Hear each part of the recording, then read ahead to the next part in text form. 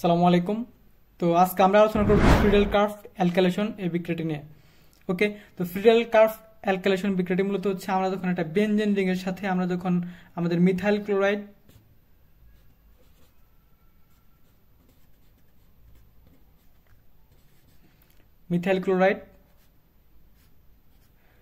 Dry aluminium ট্রাইক্লোরাইডের সাথে reaction করাবো, তখন আমাদের এখান থেকে টোলুইন উৎপন্ন হবে।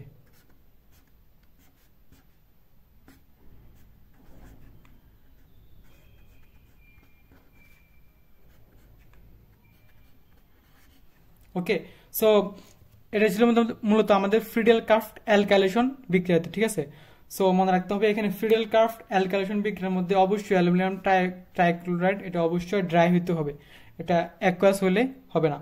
ওকে, তার মানে আমরা বেনজিনের সাথে যখন অ্যালকাইল হ্যালাইড বা CH3 মূলক এটাকে বলা হয় RX বা অ্যালকাইল হ্যালাইড যেটাই বলে না কেন, রিঅ্যাকশন করানোর পরে ডাই অ্যালুমিনিয়াম ট্রাইক্লোরাইডের উপস্থিতিতে একটা টোলুইন উৎপন্ন হয়। ওকে, এখন আমাদেরকে বিক্রিয়াটা কিভাবে উৎপন্ন হয় মেকানিজম বুঝতে হবে। ওকে, বুঝতে হলে আমরা কি করতে পারি, আমরা তিনটি স্টেপে এই মেকানিজমটা ব্যাখ্যা করব। প্রথমত এখানে আমাদের অ্যালকাইল হ্যালাইড এবং অ্যালুমিনিয়াম ট্রাইক্লোরাইড দুইটা মিলে ইলেকট্রোফাইল এবং নিউক্লিওফাইল সৃষ্টি করে।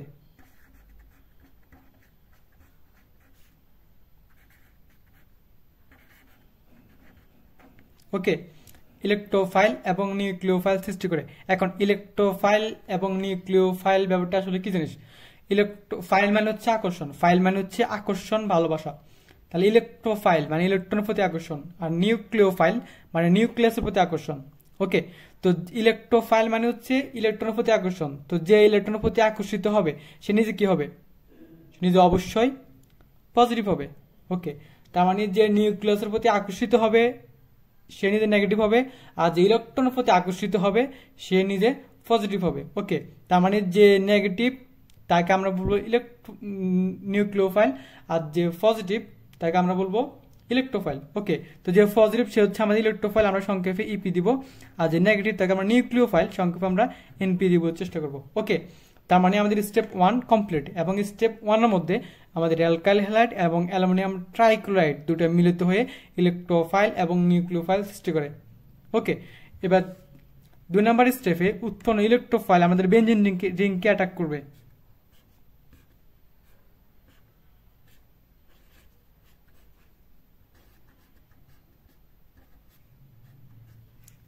বেনজিন রিংকে অ্যাটাক করে এটা সিগমা কমপ্লেক্স গঠন করবে।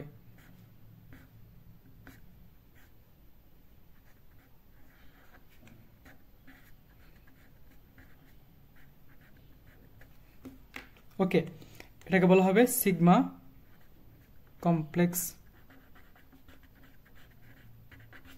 ওকে, তার মানে আমাদের বেনজিন রিংকে আমাদের ইলেকট্রোফাইল সে কি করলো, অ্যাটাক করে সিগমা কমপ্লেক্স গঠন করলো।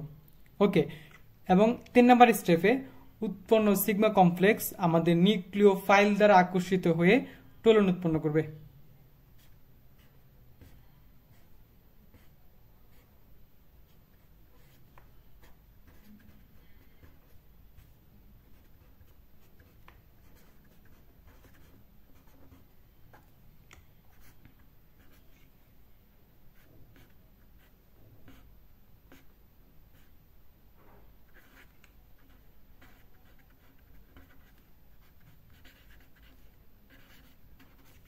ওকে, এটা হচ্ছে আমাদের সেই বিখ্যাত টোলুইন।